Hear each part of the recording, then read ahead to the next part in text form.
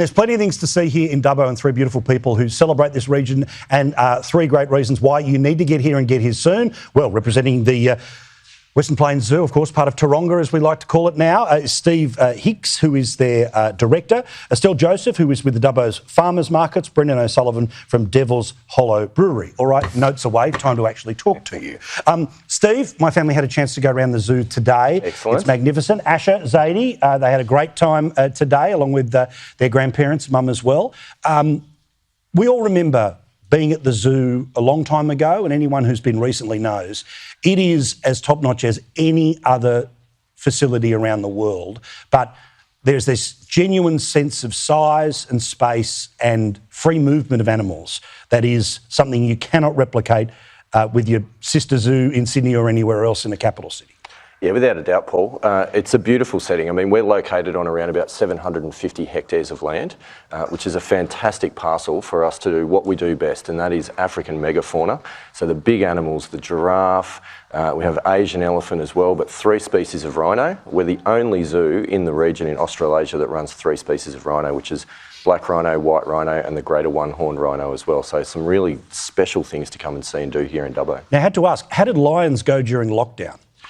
Yeah, the lions went really well in lockdown, as did a lot of our animals. And in fact, our keepers had a great time because they got to come in, spend the time with the animals without the distraction of having guests. That's right. And for a keeper, that is utopia.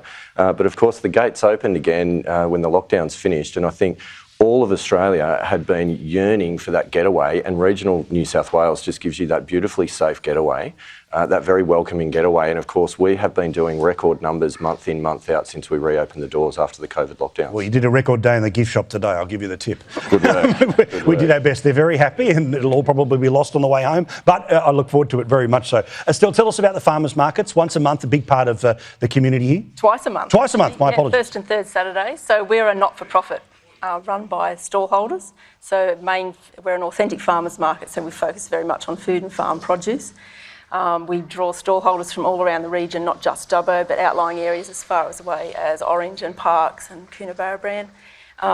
We've got about 40 stalls on the books, but in any given market there might be 20 to 30 or 35, depending on the weather and the time of year. Now, tell me about some of the product here. We're commercial telly, we own the ABC. Let's talk about this stuff here. People can get this anytime they turn up at the market. Yeah, you can, and a lot more. There's a lot to see. This son here I'd like to talk about, Jones Honey. When I first started the market 12 years ago, his wife passed away, and what really affected me was the amount of people that turned up to express their regret, and he gave away free honey for 2 markets with her picture on the label, and I just thought that's a little bit special compared to us shopping at the supermarket. Yeah, that's what I like about them. That is beautiful. And so this is part of the community idea, right? And this is, again, not just the celebration of people being able to go to the market, but the people who literally are at those stalls as well. Brendan, I'm pleased to say that all of our crew has sampled much of the Devil's Hollow.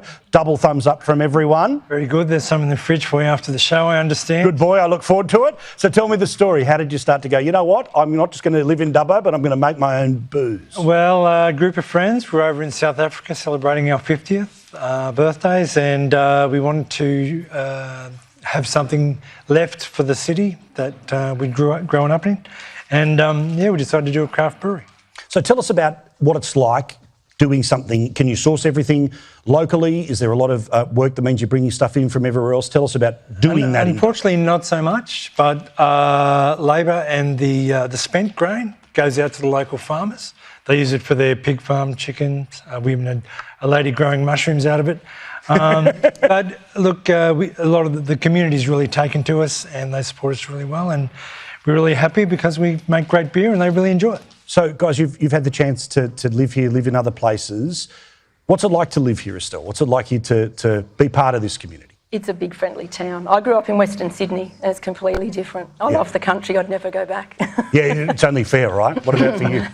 Yeah, I think the same. I grew up in Sydney. I moved out here about 5 years ago, and it's a beautiful place to live. 2 young kids that call Dubbo home, and if you ask them, this is absolutely home, and they've got no desire to go back to an urban life, so they love it.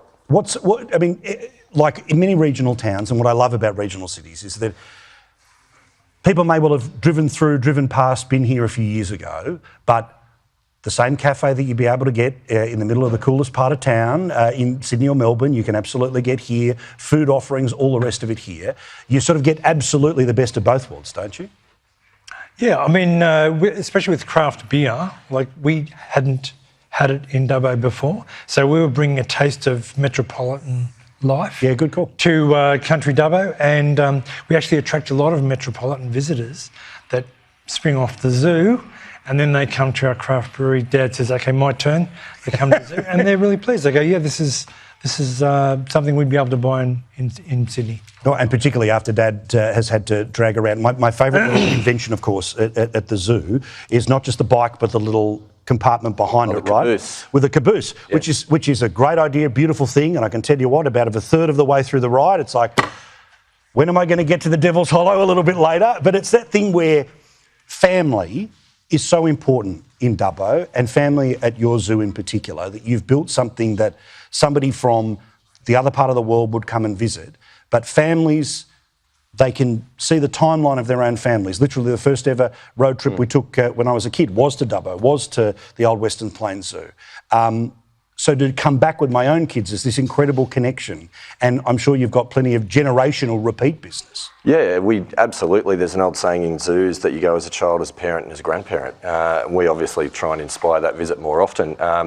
But it is, we call Dubbo and it widely regarded as the #1 family holiday destination in Australia. And that is because we've got such fantastic attractions. Obviously the Royal Flying Doctor Service, the old Dubbo Jail, Wellington Caves, the zoo itself. But you talk about family, and it's not just the people that visit, it's the animals that live there as well. So you might have seen our 2 beautiful giraffe calves and our 3 lion cubs as well around there at the zoo as well. So the family's not just the people on a zoo visit. There's a lot of different families that you run into. But as you say, compared to Western Sydney, compared to the grind, I certainly know every time. One of the things, again, lockdown a year ago, but still, once you start to realise how busy these cities are, you start to notice how awesome not being in them is, right, Estelle? Definitely. I love the farmers market. I mean, I complain about getting up at 4:30 on a winter's morning. I don't like washing up after the market, but that 4 hours of actual trading and talking to the customers, and the families bring their kids down and they walk the dog, they do the park run and have breakfast. It's a really fun family feeling. Yeah. Very good. And what's the future for Devil's Hollow? Yeah, well, onward and upward.